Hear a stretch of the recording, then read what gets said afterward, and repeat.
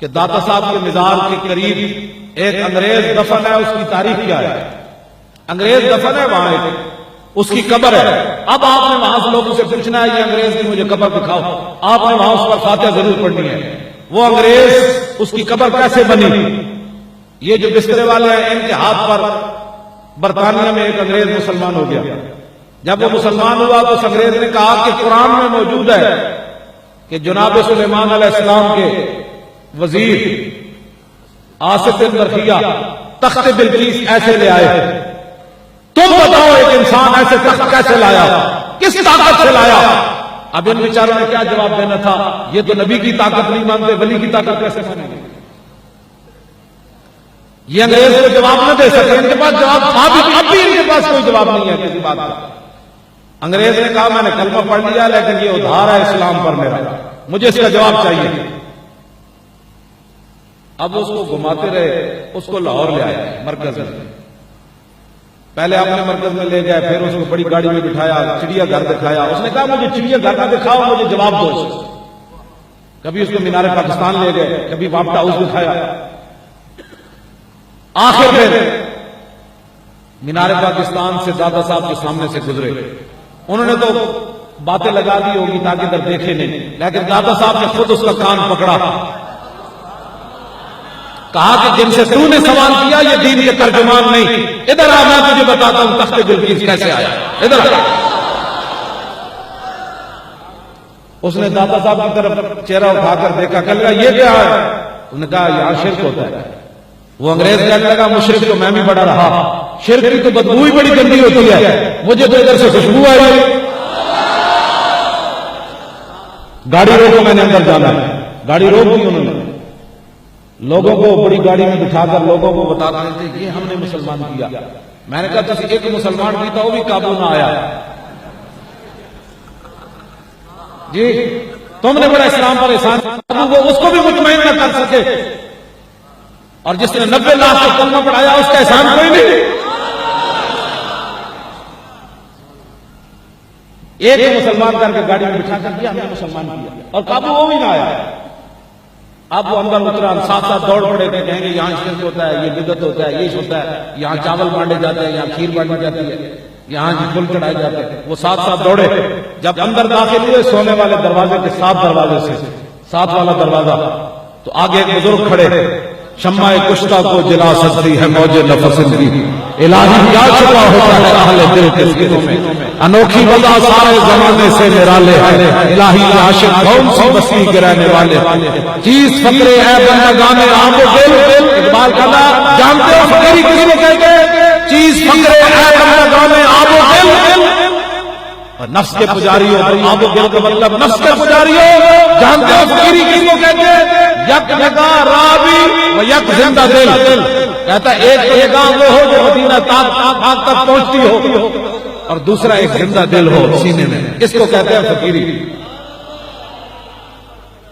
اکبر الہ آبادی کہتا ہے مسٹر کو دیکھتا ہوں تصوف پہ موترست، کل واللہ پڑھنی بھی نہ آئے تو داتا صاحب کیا ہوتے ہیں؟ میں کہا کل واللہ تو جاتی نہیں، داتا صاحب کی بات بعد میں کرنا، پہلے کل واللہ تو سیکھو۔ یہ خواجہ کون ہوتے ہیں؟ میں نے کہا تمہیں اللہم انا نستعین آتی نہیں، تم خواجہ صاحب کے بارے میں بات کرتے ہو؟ منہ دھونے کا تمہیں پتہ نہیں؟ اواری میں 20 قسم کی روٹیاں کھا کر پیٹ میں ہاتھ ڈال کر فقیری نہیں آتی؟ فقیری ایسے آتی ہے جیسے تو انگریز گیا فقیر کے پاس۔ اقبال کہتا ہے ایک کے ہوئے نگاہ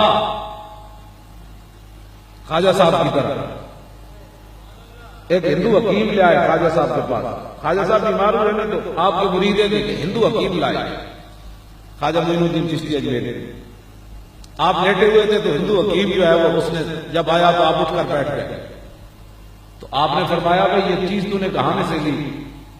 وہ کہنے لگا میں نے ہمیشہ نفس کی مخالفت کی۔ تو خواجہ صاحب نے فرمایا اب تیرا نفس کیا کہتا ہے؟ کلمہ پڑھ کے نہیں، تو نے تو ہمیشہ مخالفت کی۔ اب اس نے سمجھا تھا میں اب علاج کرنے گیا تھا، اپنا علاج ہونے لگا۔ یہ سرکار کا در ہے، در شاہاں تو نہیں، فقیروں کا در بھی حضور کا ہی در ہے، اپنی خوشبو تو نہیں نا، ساری خوشبو تو ان کی۔ خواجہ صاحب نے فرمایا اب تیرا نفس کیا کہتا ہے؟ کلمہ پڑھ کے نہیں۔ انہوں نے کہا جو نفس تو کہتا ہے نہ پڑھ۔ فرمایا تو نے ساری زندگی مخالفت کیا، پڑھ۔ وہ کہنے لگا بابا جی نے مجھے پھنسا لیا، اب اوپر سے کلمہ پڑھ لیتا ہوں، اندر سے ایسے ہی ہندو رہتا ہوں۔ آپ نے فرمایا بندے نے پتر پڑھ، اندروں پڑھ۔ توجہ، وہ انگریز جو ہے نا وہ سونے والے دروازے کے ساتھ اوپر چڑھا کے دیکھا تو بابا جی نے بٹھا لیا۔ انگریز سے گفتگو شروع ہو گئی۔ گفتگو کے بعد انگریز سے پوچھا کہ ٹھنڈا پینا ہے کہ گرم؟ انگریز کا ٹھنڈے علاقے کا، اس نے کہا گرم۔ تو انہوں نے ایسے ہاتھ کیا تو چائے کی پیالی اس کے سامنے۔ انگریز چائے کی پیالی دیکھ کر بے ہوش ہو گئے۔ کافی دیر کے بعد جب اس کو ہوش آئی تو پوچھنے لگا وہ بابا جی کدھر گئے؟ وہ کہنے لگا پتہ نہیں کدھر گئے۔ اس نے کہا تجھے ہوا کیا؟ انگریز کہنے لگا میں نے اسلام پر ایک سوال کر دیا تھا کہ وہ تخت بلقیس کیسے آیا، ایک انسان کیسے لایا؟ یہ پیالی دیکھ رہے ہو؟ نے کہا ہاں۔ نے کہا یہ پیالی لاہور اور پشاور اور کراچی کی نہیں ہے، یہ پیالی لندن میرے گھر کی پیالی ہے۔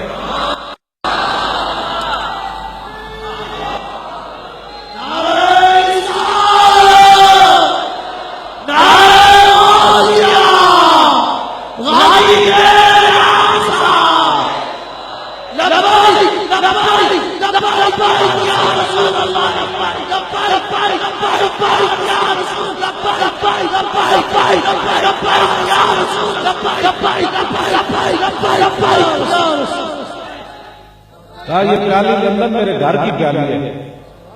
اسلام پر میرا اعتراض یہ تھا کہ ایسے تخت بلقیس کیسے آیا؟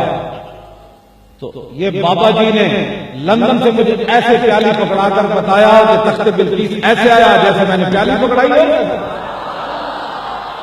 یہ شان ہے خدمت گاروں کی، دین کے ترجمان ہے، یہ دین کے ترجمان ہے دادا صاحب۔ پھر انگریز نے وہ کہنے لگے چلیے، انہوں نے کہا کیا چلیے؟ تم زندہ ہو کر جواب نہ دے سکے، مجھے بابا جی نے دیا، میں ادھر ہی رہ گیا۔